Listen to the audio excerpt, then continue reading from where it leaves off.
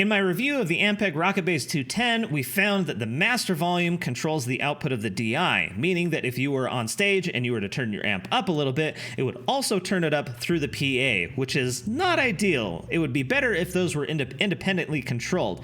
And I actually got a comment asking if there was a different amp in this range that would allow them to do that. So today we're going to look at a whole bunch of amps and see if any of them pass or fail on this.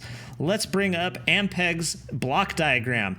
Now, you don't need to be an electrical engineer to read these. We're just going to follow the signal path and see what happens first, the DI or the master volume. So we've got our input, the SGT circuit, we have our master volume happening here, and then all of our EQ and tone controls, and then we see that the DI happens later. So our master volume is occurring before our DI out, which is not what we want.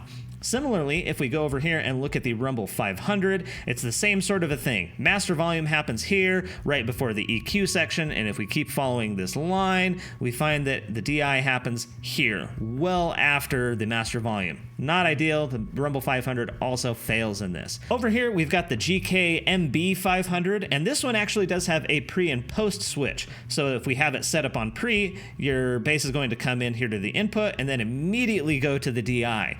So you can set it up in that way, but if you want to have the EQ as part of your DI signal, it's going to have to go through all of this stuff first and then go to the DI out. So in a way it passes, but not 100%.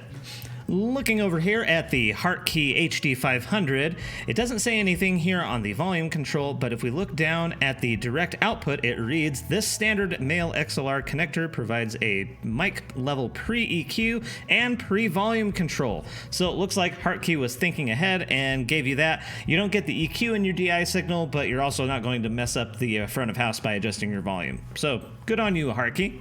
Moving over to Ashdown, we've got their Studio 210. Inconclusive on this one. It doesn't say anywhere in their documentation whether the master volume affects the DI output, and we don't have a pre and post switch. So another inconclusive one. Again, if you know the answer to this, leave me a comment. Next, we've got the Blackstar Unity 500, and this one seems to have two independent volume controls.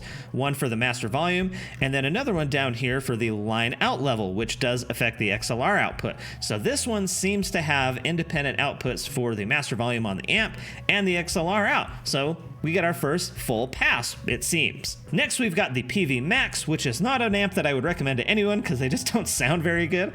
But this one doesn't have a block diagram, nor does it really tell us whether the master volume affects the XLR out, and I'm inclined to assume that it does, but inconclusive from their documentation. And finally, we have the Boss Katana 500, and this one does have a block diagram again, and we can see that they actually have many different kinds of switching for the DI output. So like the GK, we can get it directly off of the input with the direct switch. We can do a pre, which happens after the compressor but before the EQ, and we have post, which goes through all of this EQing and then hits the DI, and our master volume happens after it in the chain regardless. So I think the Katana bass is our only 100% pass on this particular feature. So if you know of another amp that does have this feature, leave me a comment down below, but it seems out of the 7 or so that I looked at, the Boss Katana is the only one that truly passes. This was actually a really fun thing to go and figure out, so thank you again for your question, and I'll see you on the next one.